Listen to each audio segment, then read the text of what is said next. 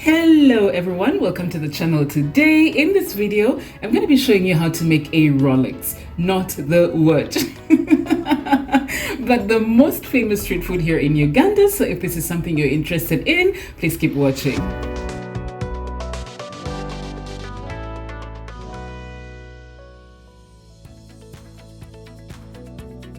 Alright, so this is my chapati dough ball, which I'm going ahead to roll into a flat round before cooking it.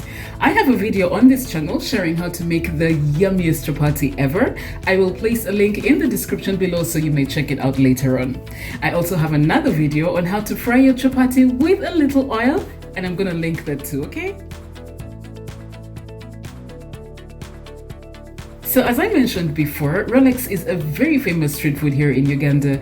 You can find it around most street corners, and most trading centers will have a gazillion young men selling Rolexes in the evenings. I prefer to make mine at home because I can go extra with the ingredients to use, and I have full control of the hygiene issue. So at this point, my chapati is nicely cooked. I'm just setting it aside, and I'll be back shortly to make the omelette after sharing this simple recipe for your spirit.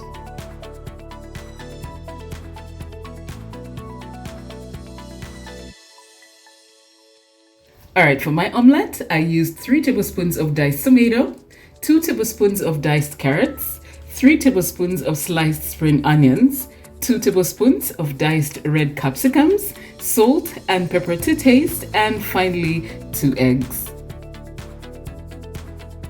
Next up, you just want to whisk that up bulungi and then go ahead and cook your omelette.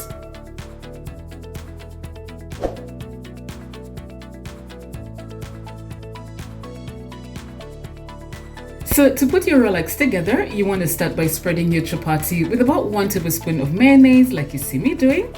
Then place your omelette over the mayo, and then finally you're going to pour a good amount of ketchup over the egg. Let me tell you something, the mayo and the ketchup is what takes your Rolex to the absolute next level. Hey, now you just want to go ahead and roll up your chapati from one end to the other like this, and then you're going to go ahead and slice it up, and voila! Your Rolex is ready to be eaten bulungi. Do not forgive it. So I want to thank you for watching today's video and invite you to watch another simple recipe from my kitchen by clicking on any of the boxes on the screen. Until my next one, may God bless you. Bye.